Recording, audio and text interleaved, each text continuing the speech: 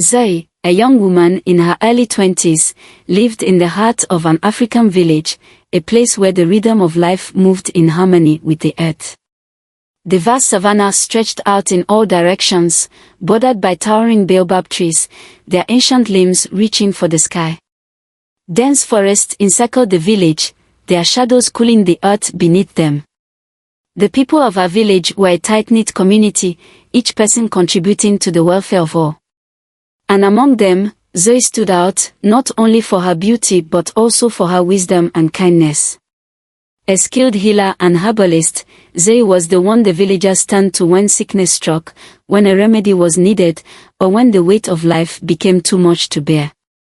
With hands steady and heart gentle, she worked tirelessly, walking between the realms of the living and the spirit world, always in search of knowledge to ease the suffering of her people.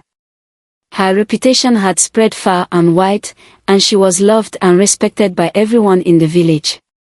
Yet, for all the admiration she received, there was a quiet emptiness inside her, a feeling she couldn't quite explain. Zuri had spent her years seeking a deeper connection to the land, to the spirits, and most of all, to her ancestors. Her people believed in the sacred bond between the living and the departed, but Zuri had always felt distant from it, as if there was something more she was meant to experience. Despite the reverence and love she had from her village, there remained a longing, an unspoken desire for something more profound. She often wondered if the spirits of her ancestors were watching her, guiding her, or if they were as distant as they seemed. One evening, after a long day of helping the village prepare for an upcoming festival, Zuri made her way down to the sacred river to fetch water. The river had always been a place of peace for her, its waters clear and cool, flowing with the whispers of the past. Villagers would often say that the river carried the voices of their ancestors, the spirits of the past speaking through the current, offering guidance and wisdom. Zuri had always felt a subtle connection to the river, as if it called to her, urging her to come closer. As she walked toward the riverbank, Zuri felt a sudden, strange shift in the air. The usual warmth of the evening had dissipated, replaced by a sharp, unnerving chill. A cold wind brushed against her skin, sending shivers down her spine. The trees around the river rustled, but the sound felt wrong, like whispers that were just out of reach. Zuri paused, her senses alert. Something in the air felt heavy, oppressive. She glanced around, trying to make sense of the unease that had settled over her. The sky, which had been bathed in the soft hues of sunset, now seemed darker, as though a storm was approaching. Yet, there were no clouds in sight, and the stillness in the air was strange. The wind picked up again, colder this time, swirling around her and making the leaves tremble. Zuri's heart began to race, an instinctual sense of danger creeping into her bones. Then, across the river, a figure appeared, a shadow moving through the trees. Zuri froze, her breath catching in her throat. The figure was tall, cloaked in darkness, its form obscured by the mist that began to rise from the water. As it stepped closer, Zuri could make out its eyes, glowing red, piercing the gloom with an unnatural light. The figure did not walk, it floated just above the ground, its feet never touching the earth. Zuri's heart thudded in her chest as she took an involuntary step backward, her pulse racing. The figure raised a hand, and though its features were hidden beneath the cloak of shadows, Zuri could feel its presence, an overwhelming force that made the air thick with dread. She wanted to turn and flee, to run back to the safety of her village, but her feet remained rooted to the spot. It was as though some unseen force had wrapped itself around her, keeping her in place. The voice that came next was not one Zuri heard with her ears, it was the voice of the wind itself, a whisper carried on the breeze, soft yet commanding. "Come to me." Zuri's body trembled, her heart pounding in her chest. She tried to scream, to call for help, but her voice was stifled, as though it had been swallowed by the air itself. Despite her fear, her legs moved, slow and deliberate, as if pulled by invisible strings. Against her will, she found herself walking toward the figure. The chill in the air deepened, and the river's waters seemed to hum with an eerie energy. When she reached the edge of the river, standing just before the figure, Zuri's knees buckled, and she fell to the ground. Her body shook violently, but her mind was clouded with confusion, unable to process what was happening. The figure's red eyes glowed brighter, its presence growing stronger, suffocating her. "You are chosen," the voice echoed again, this time not as a whisper, but as a command. "You will carry my child." Before Zuri could comprehend the words, before she could understand the full weight of the curse that had just been placed upon her, everything went black. The last thing she remembered was the faintest sensation of being lifted, as though the very air around her had swallowed her whole. The ghost's presence seemed to consume her, and then, as quickly as it had come, it was gone. When Zuri awoke, she was alone at the riverbank. The ghostly figure had vanished, and the world around her seemed oddly still. The chill in the air had dissipated, leaving only the usual warmth of the evening behind. The sky had returned to its usual peaceful state, the stars beginning to twinkle in the night sky. But Zuri knew something had changed. Deep within her, she could feel a presence, an undeniable connection to something otherworldly. The ghost words echoed in her mind. "You will carry my child." As Zuri stood up, her legs unsteady, she knew that her life had just been altered in a way she couldn't fully understand. The village was still miles away, but in that moment, she felt the distance between her and the world she knew had grown immeasurably wide. Something inside her had shifted, and the journey ahead, though filled with uncertainty and fear, had already begun. The growing fear. Days passed in a blur for Zuri. At first, she tried to return to her daily routine, hoping that the strange encounter by the river had been nothing more than a fevered dream, an illusion brought on by exhaustion. But the fear gnawed at her, and the memory of the ghost words echoed relentlessly in her mind, "You will carry my child."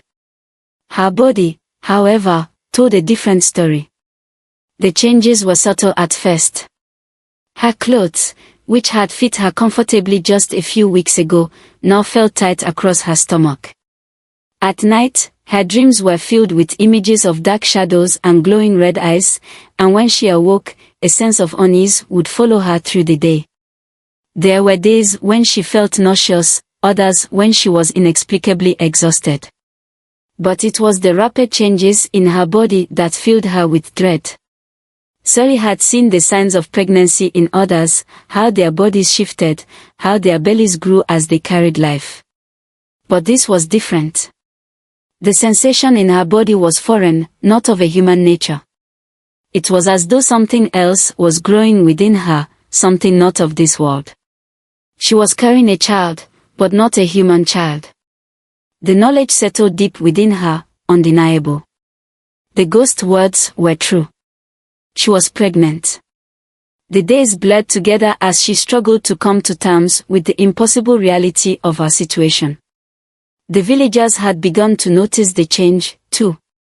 They whispered behind her back, their once familiar gazes now filled with concern, fear, and curiosity. Zuri could feel their eyes upon her whenever she passed by, their stares heavy with unspoken questions. Some of the older women in the village murmured about her condition, casting furtive glances as they spoke in hushed tones. What could explain the rapid growth of her belly? Had she been with a man, and if so, who? The questions, though unasked, lingered in the air like a thick fog. Zuri tried to carry on as if nothing had changed, but every time she stepped outside, the weight of their gaze pressed down on her. The peace she had once found in the village was now tainted with suspicion. Her closest friends were the only ones who dared to speak to her, but even they seemed unsure how to approach her. The solitude Zuri had once found so comforting now felt suffocating. The village that had once embraced her, now seemed to hold her at arm's length, as though she were something other. It was one evening, as the sun dipped below the horizon and the orange light filled the sky, that Zuri couldn't hold her secret any longer. She had been sitting beneath the great baobab tree where she and her best friend, Kesai, had spent countless hours in the past, talking, laughing, and dreaming of the future. But tonight, the air felt thick, as though the very earth itself knew that Zuri was about to share something that would change everything. Kesai, her closest confidant, noticed Zuri's distant gaze as she approached.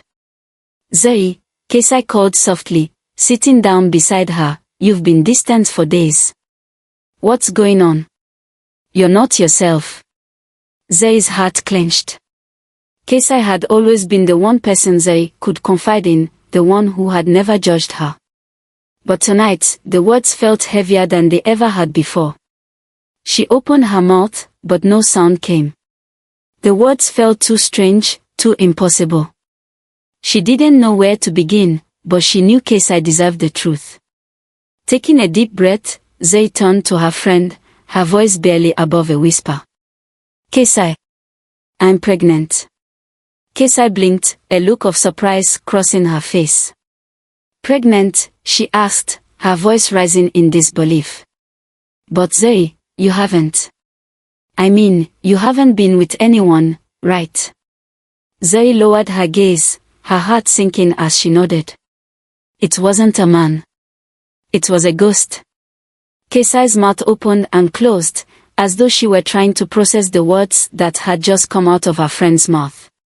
"A ghost," she repeated slowly. "Zuri, you can't be serious. That's impossible." Zuri's voice trembled as she spoke. "I know it sounds crazy, but it's true. I saw him by the river. He came to me, and he told me that I would carry his child."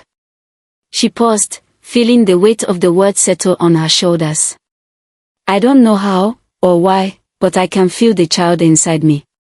It's real, Kesai." Kesai sat in stunned silence for a long moment, her mind racing. Zuri's words felt like a riddle with no solution. She had known Zuri all her life, had seen her strength and courage, but this was something beyond anything she had ever imagined. I don't know what to say," Kesai finally whispered. "This is too much. A ghost. How could that even happen?" "I don't understand it either," Zuri replied softly. "But I feel it. It's not just the pregnancy, it's him. I can feel his presence, like he's watching me, waiting. He told me I was chosen." Kesai's heart ached for her friend.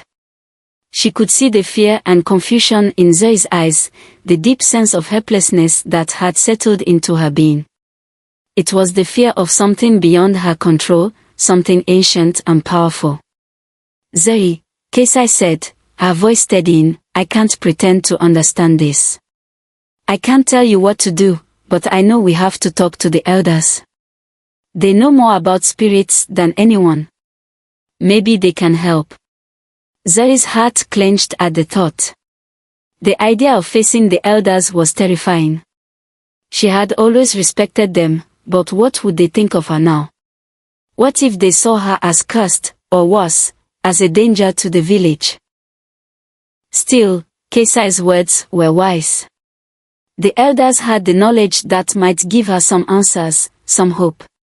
"I'll go," Zuri said quietly, though her voice shook with fear. "But I don't know what I'm walking into. The elders may not believe me, Kesai. They may fear me." Kesai placed a reassuring hand on Zuri's arm. "You don't have to face this alone. I'll go with you. Together, we'll find the answers."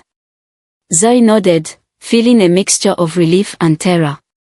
She knew that the journey ahead would be difficult, that the truth would likely be even more terrifying than she could imagine. But she also knew that she couldn't run from this any longer. The child inside her, the ghost that haunted her, and the future they were about to face, everything was connected, and Zuri had no choice but to follow the path that had been set before her. The weight of her decision hung heavily on her heart as she stood up, her hand tightening around Kesai's. Whatever came next, Zuri would face it head-on, because she had no other choice. The elders' warning. The village elders' gathering place was a large, circular hut at the edge of the village, its walls adorned with ancient carvings and symbols that spoke of generations past. The air was thick with the weight of history, and the ground beneath Zuri's feet seemed to hum with the presence of those who had come before her. She stood outside the hut, her heart pounding in her chest as she and Kesai approached the entrance. Kesai squeezed her hand reassuringly, but Zuri could feel her own pulse racing. This was the moment of truth. They had already walked a long path, but this was the point of no return. The elders would know, whether they believed her or not. The elders were revered in the village, their knowledge and wisdom a lifeline for anyone seeking answers. They understood the ways of the spirit world better than anyone, and they held the power to either provide guidance or cast judgment. Zuri had heard countless stories of people who had sought their wisdom, only to be turned away with nothing more than words of caution. She didn't know what to expect from them, but she hoped beyond hope that they could offer something, anything, that could help her save herself from the fate that was slowly consuming her. The door to the elders' hut creaked open, revealing a dimly lit interior. Inside, a circle of elderly men and women sat on woven mats, their faces lined with age and experience. At the center sat Elder Nana, the oldest and most respected of them all. His presence alone filled the room with a kind of gravitas that made Zuri feel small and insignificant. He was a man whose very eyes seemed to hold the knowledge of the ages, and yet there was a hardness in them, a knowing that could be both comforting and terrifying. As Zuri and Kesai stepped into the hut, all eyes turned to them. The room fell silent, the air heavy with expectation. Zuri felt every gaze on her like a weight on her chest, but she forced herself to meet their eyes. She couldn't show fear now, not when she had come this far. Elder Nana, Zuri began, her voice trembling despite her best efforts to stay calm. I need your help. Elder Nana's gaze never wavered, his deep-set eyes studying her with an intensity that made Zuri feel as if he could see straight into her soul. For a long moment, there was silence, so heavy, so suffocating that Zuri could hardly breathe. Finally, Elder Nana spoke, his voice low but steady. You have come with a tale that is difficult to believe, child, he said, his words measured, as if weighing each one before letting it fall from his lips. The spirit world is not something we speak of lightly. What you claim, though extraordinary, is not entirely impossible. But it is dangerous. Zuri's heart raced in her chest, and she felt a bead of sweat trickle down the back of her neck. She had known this wouldn't be easy, but the weight of Elder Nana's words made the air feel thicker still. I carry a child of the spirit world, Zuri whispered, her voice barely audible. A ghost came to me, and he told me that I was chosen to bear his child.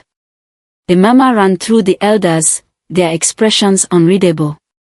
Some exchanged furtive glances, while others looked down at the floor, as if unsure how to respond. Zuri clenched her fist, holding her breath, waiting for the elders to speak. Elder Nana leaned forward, his aged hands resting on his knees. This is no ordinary pregnancy, Zuri, he said gravely. The spirit world does not gift life without asking for something in return. You may carry this child, but it comes at a cost. Zuri's throat tightened, and her chest constricted as the words sank in. She had suspected it, the cost, the price she might have to pay, but hearing it aloud made it all too real. What do you mean? She asked, her voice trembling despite her best efforts to stay composed. What cost? Elder Nana looked deep into her eyes, his gaze unwavering. A spirit's child is not born without consequences. The spirit world demands balance.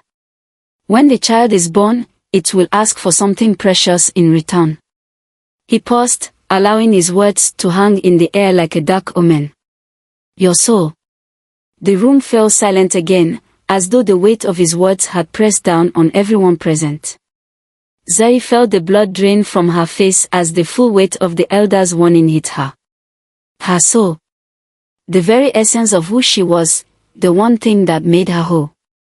The thought of losing it was too terrifying to comprehend. She opened her mouth to speak, but no words came. Kesai, standing beside her, reached out and placed a hand on Zuri's arm. Her voice was soft but firm as she spoke. There must be another way. There has to be. Elder Nana's eyes flickered toward Kesai, his expression unreadable. I do not say this to scare you, child, but to prepare you.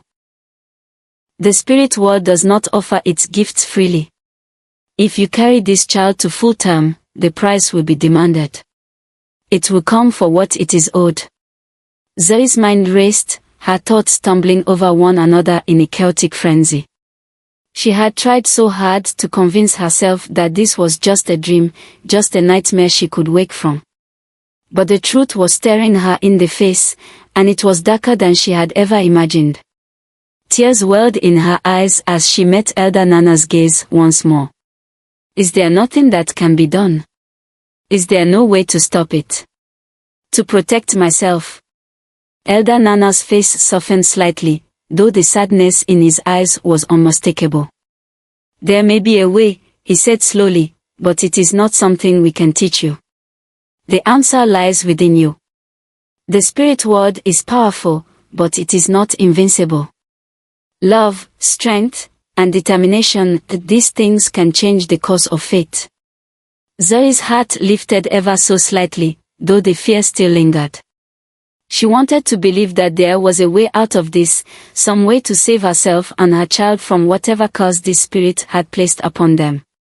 But she knew that she would have to face whatever came next with a strength she hadn't yet found within herself. I will find a way, Zuri whispered, more to herself than to anyone else. I won't let this spirit take what isn't his. Elder Nana nodded, as though he had expected her answer. We will help you, Zuri, as best we can. But the path you walk is one you must choose for yourself.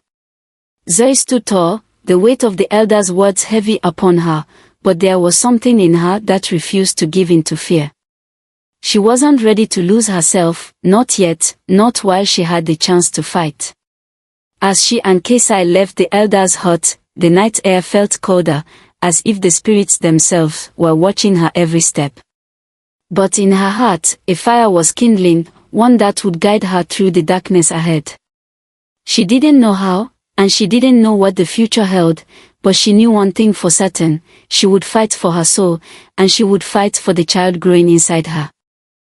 The Spirit Cave. Seeking the ancestors. Zuri had always heard stories about the Spirit Cave, tales passed down through the generations that spoke of its power to connect the living with the ancient spirits of their ancestors. The cave was hidden deep within the wilderness, a place few had dared to venture. The elders spoke of it in hushed tones, warning that only those who truly needed guidance should seek it, for the journey was not only long and treacherous but fraught with dangers both natural and supernatural. Zuri had never thought she would need to go there, until now. Her heart heavy with the weight of the elders' words, Zuri knew there was no other option. If she was to save herself, and the child growing inside her, she needed to speak to the ancestors. She needed answers. With Kesai by her side, she set out before the dawn, determined to find the cave and whatever wisdom it might offer. The path to the spirit cave was not an easy one. The wilderness between the village and the cave was wild, untamed, and filled with dangers that even the bravest of warriors feared. The thick forest loomed like dark sentinels, their branches heavy with ancient vines that seemed to reach out to grab them as they passed. The air grew thicker with each step they took, and the once quiet sounds of nature were replaced by an eerie stillness, as if the very forest was holding its breath. For days, Zuri and Kesai trudged through the wilderness. The sun beat down mercilessly during the day, and at night, the temperature dropped so suddenly that it felt as though the very stars were watching them, waiting for them to make a misstep. Wild animals lurked in the shadows, their eyes glowing in the darkness, and the faintest rustle in the bushes sent Zuri's heart into a frenzy. At times, they would hear the sound of footsteps behind them, only to turn and find nothing there. The spirits, perhaps, were already watching. Through it all, Zuri couldn't shake the feeling that the ghost was never far from her thoughts.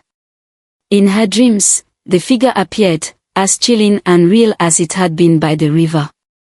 Its red eyes glowed like embers in the darkness, and its voice echoed in her mind. "The child is close. You must be ready to pay the price." The words were a constant reminder of the heavy cost she might soon have to face. Each night, she awoke in a cold sweat, the warning of the ghost ringing in her ears.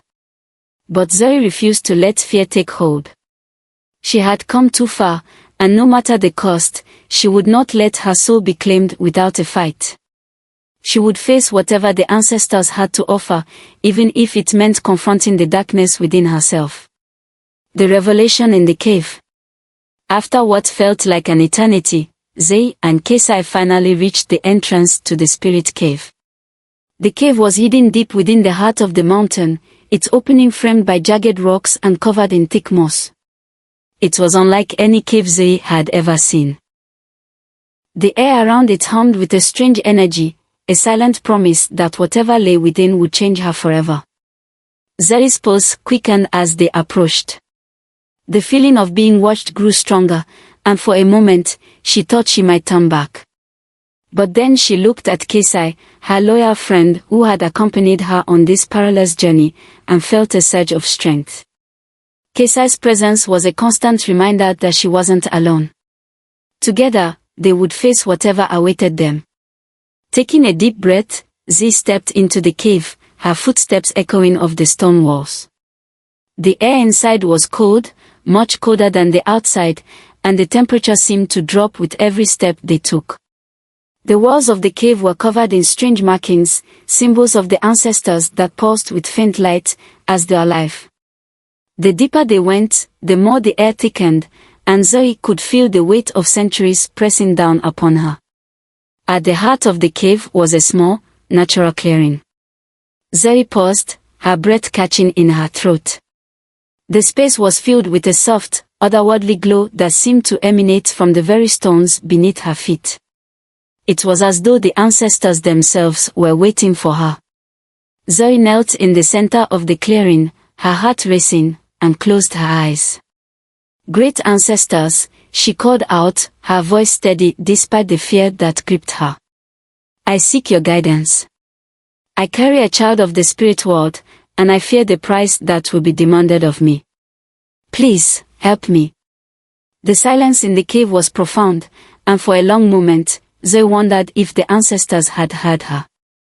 But then, slowly, the air around her began to shift. The faint glow grew brighter, and a voice, soft but powerful, echoed through the cave. "Zuri," the voice whispered, as if it were carried on the wind. "You have walked a difficult path to reach us. The child you carry is not of this world, but of the spirit realm. It is a being of great power, and its demands will be great." Zuri's heart pounded in her chest, but she did not flinch. She had come too far to turn back now. "What must I do?" she asked, her voice filled with urgency. "How can I save myself and the child?" The voice seemed to linger in the air, as though considering her question. "The spirit world is a realm of balance, Zuri. A soul for a soul.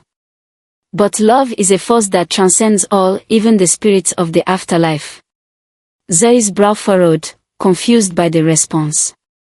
"Love," she repeated, unsure if she had heard correctly. "How can love save me from a curse?"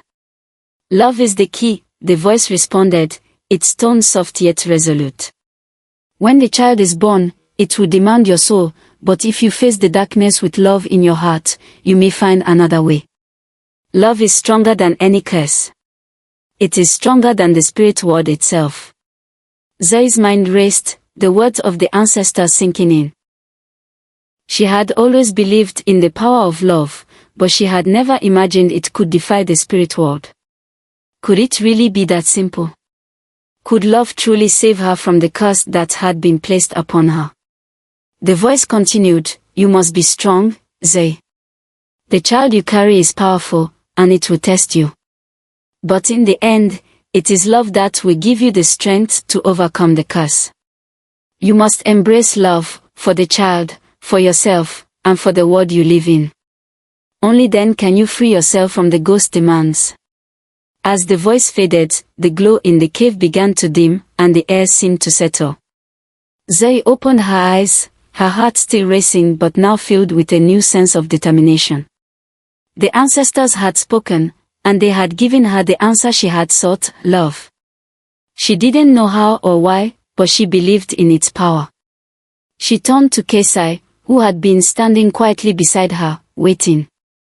Kesai's eyes were wide, filled with awe, as if she, too, had felt the presence of the ancestors. Zuri, she said softly, what do we do now? Zuri stood tall, her shoulders squared with resolve. We go back to the village. I will face the ghost. I will face whatever comes. But I know now that love is stronger than fear. And that will be enough. The journey had only just begun, but Zuri felt a new strength inside her. The ghost curse would not define her. She would fight for her soul, for her child, and for the love that would carry her through whatever darkness lay ahead. The baby's birth. Return to the village. The journey back to the village was long and filled with a quiet urgency.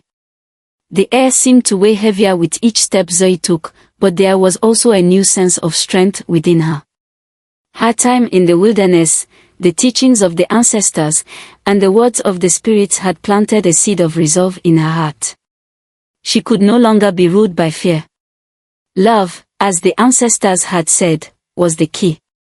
And now, with the weight of her destiny ahead of her, Zuri was determined to face whatever lay in store with courage and grace. Kesai walked beside her, her presence a quiet source of comfort and strength. Though Kesai had her own fears, her loyalty to Zuri was unwavering. She knew that this journey, this trial, was something only Zuri could face, but that didn't mean she had to do it alone. They had come so far, and Kesai would stand by her, come what may. As they entered the village, the air seemed to shift. The once familiar streets, filled with the laughter and chatter of the villagers, now felt eerie and silent. Word had spread of Zuri's condition, and there was a palpable tension in the air. The villagers, who had once respected Zuri for her kindness and wisdom, now watched her from a distance with a mixture of fear and curiosity. They knew the time was near, the time when the child would be born, and when the ghost curse would either claim her soul or be broken forever. Zuri could feel their eyes on her as she walked through the village. Some of the older women whispered among themselves, their voices hushed with worry. The men, too, seemed uneasy, casting nervous glances in her direction.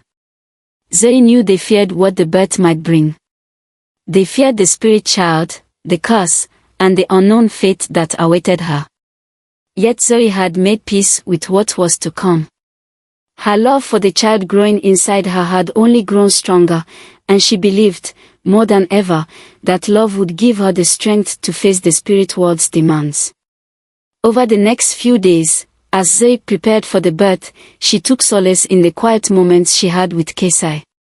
They sat together beneath the baobab tree, just as they had when they were younger, talking about everything and nothing. Zuri felt a calm before the storm. The anticipation of the birth was palpable, but so too was the quiet strength that she had discovered within herself. As Zuri's due date approached, the village buzzed with nervous energy. The women of the village, who had once assisted her with herbal remedies and other healing tasks, now kept their distance, unsure of how to treat her. They whispered that the child would bring doom, that the curse could not be broken. Zuri ignored them. She had already made her peace with the situation, and she would not let the fear of others sway her resolve. Her body grew heavier as the days passed. The physical changes were impossible to ignore now, and Zuri's once pale skin had taken on a faint glow, almost as though she were radiating the very life force of the child within her. But with each passing day, the weight of what was to come grew heavier. The child she carried was not like any other. She had no idea how it would be born, or what consequences would follow. Zuri's thoughts often drifted to the ghost. In the quiet of the night, she would sometimes hear its voice whispering on the wind, warning her that the time was near. The child is close. You must be ready to pay the price. But Zuri refused to let fear take root. The love she felt for the child, this strange, powerful being inside her, was more than enough to push back against the darkness that the ghost threatened to bring. She had faced the unknown before, and she would do so again. The ghost returned. On the night the storm came, the sky was darker than Zuri had ever seen it. Thick clouds covered the moon, and the wind howled through the trees, carrying with it the promise of something ancient and powerful. The village seemed to hold its breath, the air heavy with the charge of an impending event. Zuri was in her small hut, the walls thick with the warmth of the fire burning low in the hearth. The rain pounded against the roof, the sound a constant roar that drowned out all other noise. Zuri lay on her mat, her body tense with the early pains of labor. She had known this day would come, but now that it was here, she felt the full weight of it, the fear, the anticipation, the uncertainty of what would happen when the child was born. Kesai was by her side, a constant comfort in the whirlwind of emotions Zuri was experiencing. The women of the village had offered their assistance, but Zuri had chosen only Kesai. Her best friend had been with her through the worst of it all, and she trusted her more than anyone else. As Zuri clutched Kesai's hand, the storm outside intensified. The winds rattled the hut, and the sound of thunder echoed like a warning. Zuri's breath came in short gasps as the pains grew more intense, but she tried to focus on something, anything, other than the terror she felt. Her mind raced to the words of the ancestors, the promise that love could overcome the curse. She had to believe it, for herself and for the child. But as the pain intensified, the temperature in the room began to drop. The warmth of the fire no longer seemed to hold the same comfort. Zuri shivered, and the hairs on the back of her neck stood on end. It was happening, the ghost was coming. Suddenly, the door of the hut slammed open, and a cold gust of wind swept through the room. Zuri froze, her blood running cold as the temperature in the room plummeted. The shadows in the corner of the hut began to shift, coalescing into a dark figure. The ghost appeared, its red eyes glowing in the darkness, its form floating just above the ground. Zuri's heart raced in her chest, and Kesai gasped, her face pale with fear. "You are ready," the ghost's voice filled the room, cold and commanding. "The child is born, and now the price must be paid." The figure moved closer, and Zuri could feel its presence like a weight on her chest. She felt the ghost's cold gaze upon her, its hunger for her soul palpable in the air. But Zuri refused to yield. She held her head high, her hands resting on her belly, her heart filled with the love she had for the child inside her. The baby's cries filled the room, but it wasn't like any cry Zuri had ever heard before. The child's eyes opened, the glowing bright red, the same eerie hue as the ghost, and for a moment, Zuri feared that the curse had taken hold of her child. The ghost's voice filled the air again, demanding the soul it had come for. But in that moment, Zuri knew this was the moment she had been waiting for. The ghost could not take her soul. Not now. Not when she had the strength of love to protect her. With a steady voice, Zuri stood tall, holding the child in her arms. "You will not take my soul," she said, her voice unwavering. "I love this child, and love is stronger than your curse." The ghost's form flickered, its red eyes wavering with uncertainty. The darkness in the room seemed to shrink, the air growing warmer once more. The baby in Zuri's arms cooed softly, its eyes now normal, filled with the pure innocence of a newborn. The ghost hesitated, its form beginning to dissolve into the shadows. Its voice, once powerful and commanding, now sounded faint and unsure. "Love," it whispered, the fear in its tone unmistakable. "Do you think love can defeat me?" Zuri nodded, her heart filled with certainty. "Yes," she said softly. "Love is stronger than anything, even you." With that, the ghost form shattered, dissipating into the shadows and leaving nothing but silence behind. The storm outside began to come, the winds dying down and the rain easing to a gentle drizzle. Zuri collapsed to her knees, tears of relief streaming down her face. She had faced the darkness and won, not with violence or fear, but with the power of love. As the village women gathered around her, their faces filled with awe and respect, Zuri held her baby close, the child now quiet and peaceful in her arms. She had triumphed over the curse, and the love she had for her child had proven stronger than anything the spirit world could throw at her. The final confrontation. Zuri stood tall, her heart pounding as she gazed into the ghost's glowing red eyes. The air around her crackled with tension, the room growing colder as the spirit loomed closer. It was as if the very presence of the ghost threatened to swallow her whole, but Zuri refused to cower. In the face of the terror, in the face of the unknown, she held her newborn child close, her heart brimming with a love so strong that it seemed to fill the room. This was not a love of fear or weakness, this was the powerful, unyielding love of a mother for her child. The baby's cries filled the room, but they were not the unnatural, eerie wails that Zuri had heard before. Her child's cries were those of any newborn, pure, innocent, and full of life. The ghost hovered in front of them, its form shuddering as if it could sense the shift in the air. Zuri's voice broke through the silence, steady and full of defiance. "You will not have my soul," she declared, her voice unwavering. "I love this child, and love is stronger than any curse you can place upon us." The words felt like a weapon in her hands, and as she spoke, something incredible happened. The ghost, once a looming presence of power, began to falter. Its glowing red eyes dimmed, and the shadows that formed its shape seemed to lose their definition, becoming less and less tangible. The very air around it seemed to shift, and the coldness that had filled the room began to recede. The love in Zuri's heart was a force that could not be denied, and it was disrupting the dark power that the ghost had once wielded so easily. The spirit's form began to fade, its edges softening and blurring as though the very essence of darkness was being undone by the purity of maternal love. The baby in Zuri's arms, once marked by the eerie red glow in its eyes, calmed. The glow slowly faded, and its cries softened into a peaceful cooing. Zuri could feel the weight of the child's innocence, the strength of her love wrapping around them both, keeping them safe. The baby was no longer the spirit's weapon, it was her child, and that was more powerful than any curse. The ghost let out a low, mournful wail, its form flickering one last time before it dissolved entirely, leaving nothing behind but the silence of the room.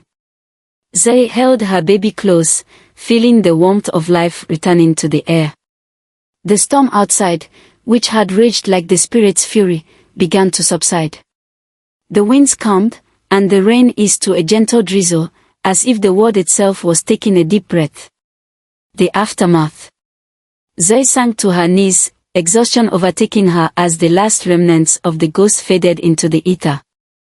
She looked down at her child, who was now quiet and content in her arms. Her heart swelled with overwhelming relief, but also with a deep sense of triumph. She had faced the darkness, the unknown, and had emerged victorious, not through violence, but through love. She had defied the curse, and in doing so, had proved that love was stronger than fear, stronger than any spirit, stronger than anything the world could throw at her. The villagers, who had gathered outside her hut in fearful anticipation, now stood in silence at the threshold, witnessing the victory they had not believed was possible. For so long, they had whispered about the curse, about the child of the ghost, but now, they saw something else. They saw a mother, strong, resolute, and full of love. They saw a woman who had faced the darkness and won, not for herself alone, but for her child and for the village that had once feared her. As the days passed, Zuri's strength and courage began to inspire those around her. The fear that had once clouded the villagers' hearts slowly began to fade, replaced by a deep respect for Zuri and the child she had borne. The whispers that had followed her through the village became quieter, replaced by the sounds of acceptance and understanding. Zuri named her daughter Amina, meaning a peace. The name felt right, like a promise, one that Zuri had fought so hard to fulfill. Peace, after all, had been the victory she had sought. Not just for herself, but for the village, for the child, and for the world she now understood more deeply than ever before. In the months and years that followed, Zuri's story spread throughout the village and beyond, becoming a legend. It was a story told to children at night, whispered in the ears of those who feared the unknown. It became a tale of love's incredible power, a tale of a mother who had defied the darkness, who had overcome the greatest of curses with nothing but the strength of her heart.